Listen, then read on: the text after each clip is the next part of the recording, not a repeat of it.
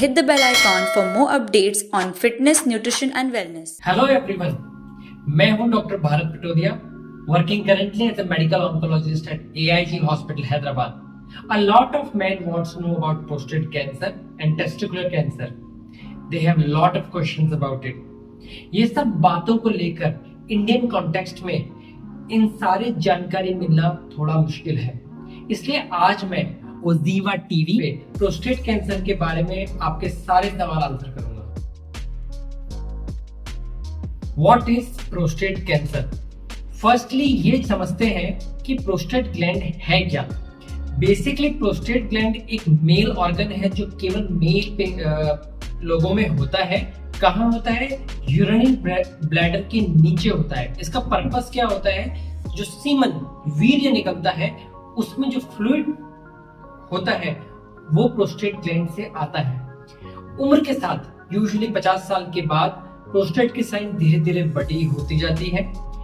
इस बड़े हुए प्रोस्टेट के अंदर कभी कभी कुछ सेल्स बिगड़ जाते हैं और प्रोस्टेट कैंसर की तरह फैलने लगते हैं। प्रोस्टेट कैंसर प्रिवेंशन के लिए क्या कर सकते हैं? साइन एंड सिम्टम्स क्या होते हैं? So if you have a family history of prostate cancer और you have a gene that is known to cause prostate cancer like BRCA gene, then you should talk to a doctor.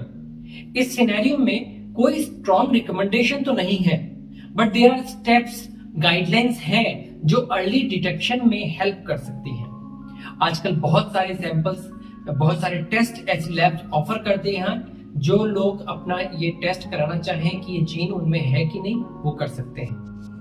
A lot of people want to know कि ऐसा क्या sign and symptoms है जिससे हम red flag consider कर सकते हैं और डॉक्टर के पास जल्दी जा सकते हैं।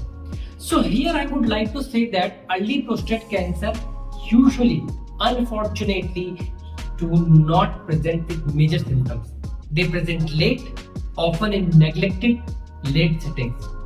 फिर भी कुछ सिम्टम्स हो सकते हैं। ये सिम्टम्स हैं फ्रीक्वेंट यूरिनेशन। सो आपकी उम्र बढ़ रही है, बार बार पेशाब करने जाना पड़ रहा है, तो मतलब हो सकता है कि प्रोस्टेट की साइज बड़ी हो रही हो, या फिर उसके अंदर प्रोस्टेट कैंसर भी हो सकता है, या फिर जो स्लोअर यूरिनेशन स्ट्रीम, मतलब यूरिन करते हुए जिस धार से यूरिन बाहर आती है वो कम हो रही है। इसका मतलब है कि प्रोस्टेट बड़ा हो सकता है, उस सेटिंग के अंदर प्रोस्टेट कैंसर भी हो सकता है। अगर ये सिम्टम्स हैं तो आप अपने फैमिली फिजिशियन को दिखाइए। अगर फैमिली हिस्ट्री है तो कैंसर होने के चांस ज्यादा है, प्लीज एक ऑन्कोलॉजिस्ट को कंसल्ट करें। Now coming to the next most important point, अगर प्रोस्टेट कैंसर है तो इन्वेस्टिगेशंस क्या करने हैं? सो प्रोस्टेट कैंसर को डिटेक्ट करने के लिए सबसे पहले हम दो टेस्ट यूज में करते हैं। फर्स्ट है blood test PSA, prostate specific antigen. Second test clinical examination. Clinical examination को हम डिजिटल रेक्टल एग्जामिनेशन भी कहते हैं। जैसा कि मैंने बताया, प्रोस्टेट ब्लैडर के नीचे होता है। क्लिनिकली पेट से उसको छूना मुश्किल है। इसको छूने के लिए हम एनस, गुदा के द्वारा उंगली डाल के प्रोस्टेट की हार्डनेस को देखते हैं। अ ऑन्कोलॉजिस्ट और अ डॉक्टर और अ surgeon feels the prostate with a finger through the rectum.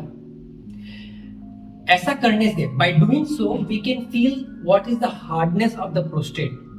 And if it is too hard, बहुत ज्यादा सख्त है, then probably वो प्रोस्टेट एबनॉर्मल है, प्रोस्टेट कैंसर हो सकता है और उसकी और जानकारी चाहिए। Needs further investigation. To determine the extent of the cancer, that is also known as staging, we ask for radiological scans like CT scans, PET CT scans, PSMA scans of the whole body or MRI scans of the pelvis.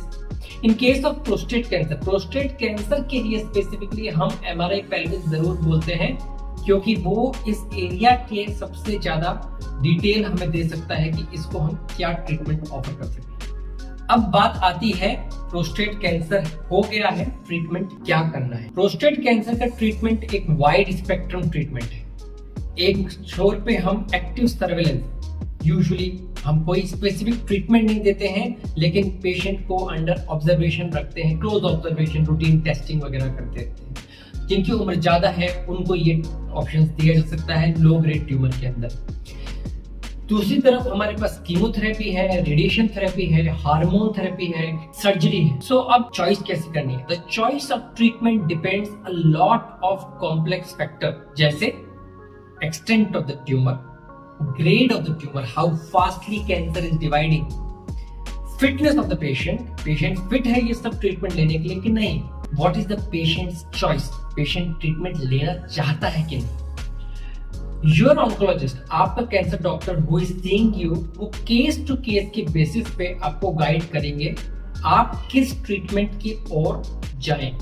सो जैसे अगर stage 1 है लेकिन low grade है, उम्र ज्यादा है, active surveillance. Stage 2 to 3 है, young patient है, तो हो सकता है कि हम combination of surgery, chemo, radiation दें, या फिर रेडिएशन देने के बाद हार्मोनल थेरेपी भी दे दें। अगर डिजीज पूरे फैल चुकी है तो यूजुअली हम हार्मोन थेरेपी देते हैं। फैलने के साथ साथ अगर पेशेंट को कुछ तकलीफ भी हो रही है, जैसे बोन पेन्स वगैरह होने लगे, तो फिर हम उसके साथ कीमोथेरेपी भी देते हैं बीमारी को कम करने के लिए। अब आई बात आखिरी सवाल की, जो लोग मुझसे पूछते हैं, विल इट रिटर्न, क्या मेरा कैंसर लौटेगा? I will say that it depends on lot of factors, out of which the most important is what is the initial stage and what is the initial type. Is it aggressive cancer? Having said that, don't spoil your today for an unknown tomorrow. You know, death is not, cancer is not a death sentence. Miracles happen. Keep faith in yourself, keep faith in your body which is trying to heal, keep faith in the doctor, the treatment which you have received so far, and whatever comes your way you will be able to handle it. I hope आपके जो भी questions रहे regarding prostate cancer वो हमने cover किए, answer हो गए हैं, और नहीं भी हुए हैं then do ask me in the comments. अगर आज का ये वीडियो आपको अच्छा लगा then do like and share it with your friends, family members. Awareness is the key. आप सब अपने सेहत का ख्याल रखना आपके हाथ में है, एंड अगर अब तक आपने ओजीवा टीवी का सब्सक्रिप्शन नहीं लिया है तो प्लीज सब्सक्राइब करिए। I will see you soon, bye.